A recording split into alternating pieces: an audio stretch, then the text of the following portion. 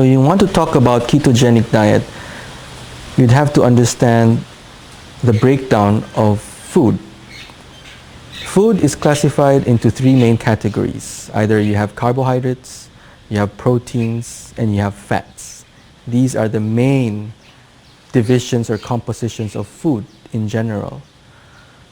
We are so used to using a lot of carbohydrates as a source of energy. That's why we have a lot of rice, we have a lot of noodles, we have a lot of bread, we have a lot of all these food, staple food in the diet, because the body is so used, or we trained ourselves to rely on carbohydrates as a source of energy. If you want to understand what ketogenic diet is all about, ketogenic diet, we would shift the ratio of these main groups of food from having very low percentage of carbohydrates in the diet with medium proteins and very high fat content. This is done so that the body would be forced to utilize fat as a fuel source instead of carbohydrates. So a lot of people would swear that getting themselves onto the ketogenic diet actually helped them lose weight, helped them reverse a lot of medical issues like blood pressure problems, blood sugar problems, or even dealing with a lot of helping them deal with seizures. So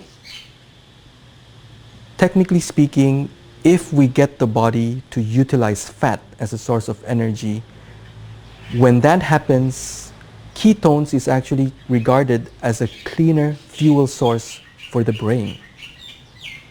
That's why it's been so effective to control people suffering from epilepsy or seizures, because the body would be more familiar with using fat as a fuel source and then producing a lot of ketone bodies, and the ketone bodies would make the brain more relaxed when it's utilizing that fuel source.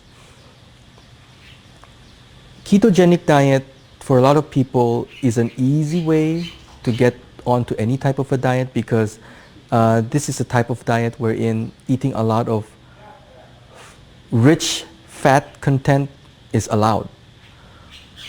That's why a lot of meat eaters would prefer to go on a ketogenic type of a diet, because it allows them to have a lot of protein, a lot of fat content, where they don't have to feel guilty about it. They eat a lot of eggs, but we have to face realities and understand that eating a lot of these meat products or a lot of these dairy products in the long run is not actually that ideal for the body. I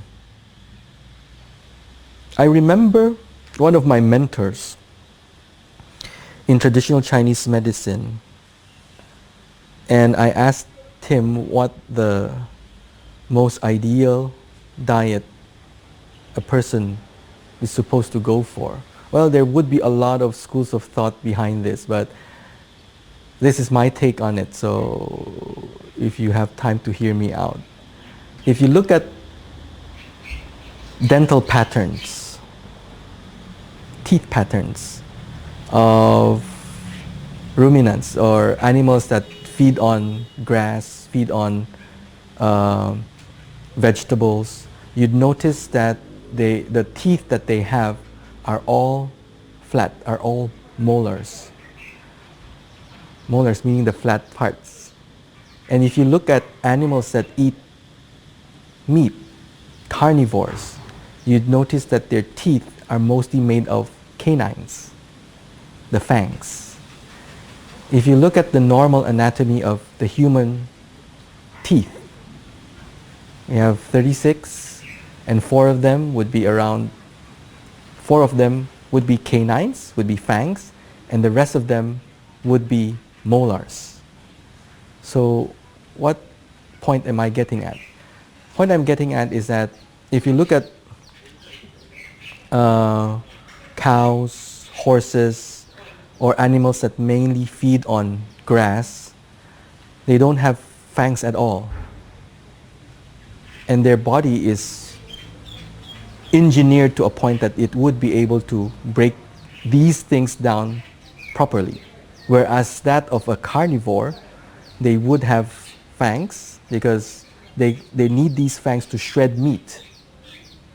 Now, for going back to human beings, so what's the most ideal diet that a human being is supposed to be?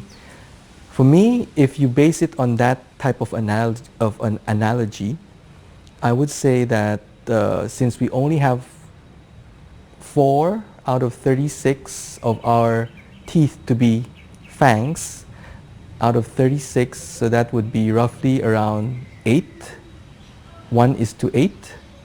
So if you use that ratio, you can technically have 1/8 of your meal to be meat and 7/8 of that meal supposed to be vegan.